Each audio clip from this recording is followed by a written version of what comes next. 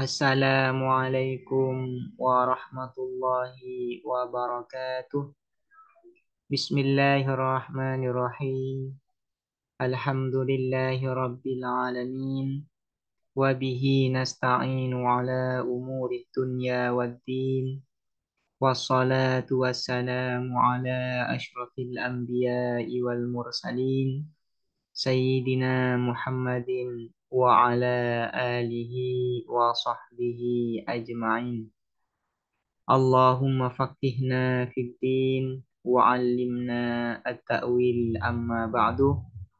Qala al-musannifuna rahimahumullahu ta'ala wa nafa'ana bihim wa bi'ulumihim wa amaddana bi asrarihim wa bikum fid dharaini amin. Bismillahirrahmanirrahim. Mari kita melanjutkan ngaji kitab Durusul Balaghah. Sekarang kita akan melanjutkan pembahasan mengenai al-qasr. Sebelumnya sudah dijelaskan apa itu definisi dari al-qasr.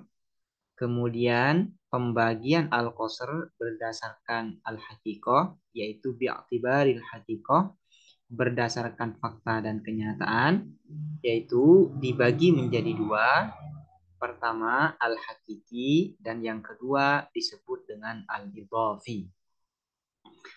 Kemudian sekarang akan menjelaskan bagian masing-masing dari al-hakiki dan al-idhafi ini berdasarkan maksur dan maksur alaih atau bi'tibaril maksur wal maksur alaih. Bi'tibaril maksur wal maksur alaih, berdasarkan maksur dan maksur alaih, qasr hakiki dan qasr idhafi itu masing-masing dibagi menjadi dua. Pertama disebut dengan qasru sifatin ala mausuf. Yang kedua disebut dengan qasru mausufin ala sifah. Nah, nanti akan dijelaskan secara rinci apa yang dimaksud dengan qasru sifatin ala mausuf dan qasru mausufin ala sifah. Wa kullun dan adapun masing-masing min huma dari keduanya al-hakiki wal idhafi, yang qasimu ialah terbagi apa kullun ila qasri sifatin pada qasri sifat, membatasi sifat atau menghususkan sifat ala mausufin atas mausuf, sesuatu yang disifati. Yang dimaksud dengan qasru sifatin ala mausuf yaitu menghususkan suatu sifat pada mausuf dan sifat itu tidak berlaku kepada mausuf yang lain. Itu yang disebut dengan qasru sifatin ala mausuf, yaitu suatu sifat hanya melekat kepada mausuf tertentu dan tidak melekat kepada mausuf yang lain. Kemudian, apa yang dimaksud dengan sifat di sini? Yang dimaksud dengan sifat bukan sebagaimana sifat yang ada di dalam ilmu nahwu, yaitu na'at. Bukan. Tapi yang dimaksud dengan sifat di sini adalah maqama ala ghairihi, sesuatu yang melekat kepada yang lain. Itu yang dimaksud dengan sifat. Nah, sebagian ulama mengistilahkan sifat di sini sama dengan makna, karena makna itu melekat kepada yang lain, melekat kepada zat. Sekarang, apa yang dimaksud dengan mausuf? Mausuf itu yang dimaksud di sini adalah maqama bihi ghairuhu, yaitu sesuatu yang ditempati sesuatu yang lain. Sebagian ulama mengistilahkan mausuf ini dengan zat, yaitu zat itu kan yang ditempati makna. Nah, zat yang ditempati makna itu disebut dengan mausuf. Nah, jadi secara sederhana sifat ini sama dengan makna, sementara mausuf itu sama dengan zat.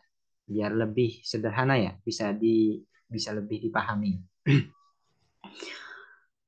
Nahu contohnya la farisah illa aliyun.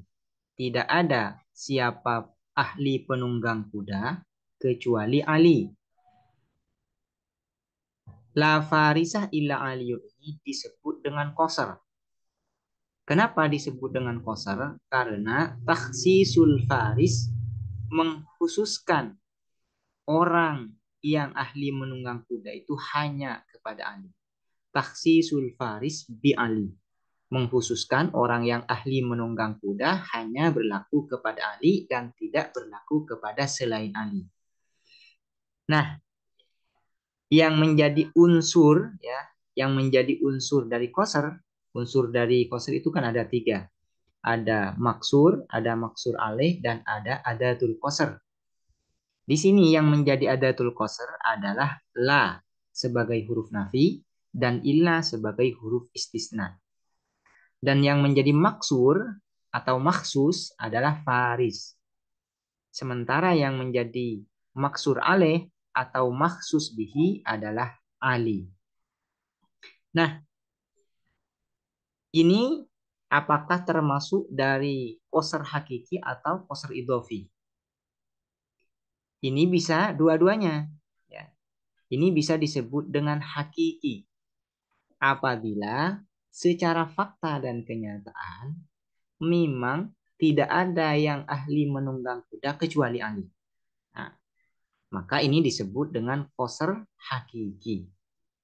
Nah, qasr hakiki itu kan dibagi menjadi dua. Ada qasru sifatin ala mausuf dan ada qasru mausufin ala sifat. Nah, ini masuk yang pertama, yaitu qasru sifatin ala mausuf. Sifatnya yang mana? Yaitu faris. Faris ini kan yang ahli menunggang kuda. Ini adalah makna. Sementara Ali ini adalah mausuf, yaitu yang dilekati makna atau zat yang dilekati makna. Artinya, yang ahli menunggang kuda itu melekat kepada Ali. Melekat kepada Ali. Sehingga Faris ini disebut dengan makna atau sifat, dan Ali ini disebut dengan mausuf atau zat. Kalau ini dikoser, maka takhsisul faris atau membatasi faris, mengkhususkan faris, orang yang ahli menunggang kuda itu hanya berlaku kepada Ali dan tidak berlaku kepada selain Ali. Nah, itu yang dimaksud dengan qasru sifatin ala mausuf, yaitu mengkhususkan sifat faris, farisia yang ahli menunggang kuda berlaku hanya kepada mausuf Ali, bukan berlaku kepada mausuf selain Ali. Misalnya tidak berlaku kepada Zaid, tidak berlaku kepada Umar, tidak berlaku kepada Utsman, tidak berlaku kepada Khalid, dan sebagainya. Sifat Farisia ini, yang ahli menunggang kuda ini, hanya berlaku kepada Ali saja dan tidak berlaku kepada yang lain. Kalau memang berdasarkan kenyataan, memang demikian, maka itu disebut dengan hakiki. Cuman kalau dikaitkan dengan yang lain, misalnya ya dikaitkan dengan bakar, maka ini disebut dengan idhofi. Baik masuk ke hakiki maupun idhofi, la farisa illa aliyu ini disebut dengan qasru sifatin ala mausuf. Yang kedua, wa qasri mausufin ala sifatin, yaitu membatasi mausuf zat ala sifatin atas sifat, atas makna. Artinya mengkhususkan suatu zat, suatu mausuf dikhususkan dengan sifat tertentu dan bukan kepada sifat yang lain. Itu yang disebut dengan qasru mausufin ala sifatin la yatajawazu ila sifatin ukhra. Tidak berlaku ya, sifat yang lain tidak berlaku kepada mausuf. Contohnya, nahu wama Muhammadun illa rasul. Dan tidak ada siapa Muhammad kecuali utusan. Ini disebut dengan qasr. Kenapa? Karena takhsisu Muhammad bi rasulin. yaitu mengkhususkan Nabi Muhammad dengan kerasulan. Yang menjadi adatul qasri di sini adalah ma sebagai huruf nafi dan illa sebagai huruf istisna. Dan yang menjadi maksur adalah Muhammad. Sementara yang menjadi maksur alaih adalah Rasulun. Apakah ini masuk ke hakiki atau idhofi? Ini juga bisa kedua-duanya. Ini bisa juga kedua-duanya. Namun ini lebih tepat ya disebut dengan al-idhofi. Kenapa disebut dengan idhofi? Ya, karena ini ya dikaitkan dengan sesuatu yang lain, dengan sifat yang lain, yaitu sifat selain Rasul dikaitkan dengan sifat yang selain kerasulan. Ya, jadi ini adalah lebih tepatnya, lebih pasnya masuk ke qasr idhofi. Nah, qasr idhofi kan dibagi dua, ada qasr sifatin ala mausuf dan qasr mausufin ala sifah. Nah, ini masuk yang kedua, yaitu qasr mausufin ala sifah. Mengkhususkan mausuf zat yaitu Muhammad dikhususkan pada sifat kerasulan. Sementara sifat selain kerasulan tidak berlaku kepada Nabi Muhammad. Misalnya sifat ketuhanan tidak berlaku kepada Nabi Muhammad. Ya. Tidak berlaku kepada Nabi Muhammad. Yang berlaku kepada Nabi Muhammad itu hanya khusus sifat kerasulan saja. Ya, sifat kerasulan saja. Wa ma Muhammadun illa rasul itu artinya takhsisu Muhammad bi rasulin. Ya. Mengkhususkan Nabi Muhammad itu dengan sifat kerasulan, bukan sifat yang lain seperti misalnya sifat ketuhanan. Ya. Sehingga karena Nabi Muhammad itu hanya Rasul, ya, yang berlaku kepada Nabi Muhammad itu hanya sifat kerasulan, fayajuzuh maka boleh alaihi atas Muhammad, Nabi Muhammad al-mautu al-mautu apa mati. Fayajuzu maka boleh alaihi atas Muhammad al-mautu apa mati. Karena sebagian sahabat itu ya, ayat ini kan ingin menegaskan bahwasanya Nabi Muhammad itu hanya seorang utusan. Dia bukan seorang Tuhan. Sehingga Nabi Muhammad itu mati. Dia mati sebagaimana manusia-manusia yang lain. Nah, sebagian sahabat itu ya, ketika Nabi Muhammad itu meninggal, kan ada yang sebagian yang lupa bahwasanya Nabi Muhammad itu hanya seorang rasul. Sehingga sebagian sahabat mengira bahwasanya Nabi Muhammad itu tidak bisa mati.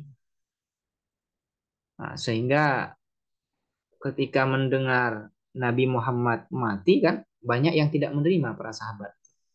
Sehingga datanglah ya Abu Bakar berpidato dan membaca sebagian ayat ini wa ma Muhammadun illa rasul, sehingga mereka tersadar bahwasanya Nabi Muhammad itu hanya seorang utusan saja, dia bukan sebagai Tuhan ya. Karena dia hanya sebagai rasul maka dia mati sebagaimana manusia-manusia yang lain. Ini ya. Sehingga ini ada takyid di sini fayajuzu alaihil maut.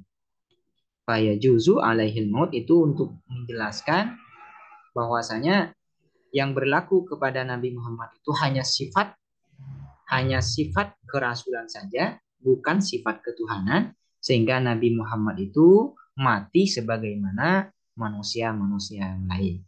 Nah, qasr di sini adalah qasr idhofi. Qasr idhofi yang qasru mausufin ala sifah, yaitu mengkhususkan mausuf zatu Muhammad bi sifatir rasul, bi sifatir rasuliyah dengan sifat keutusan atau sifat kerasulan. Demikian, semoga dapat dipahami dan bermanfaat. Assalamualaikum warahmatullahi wabarakatuh.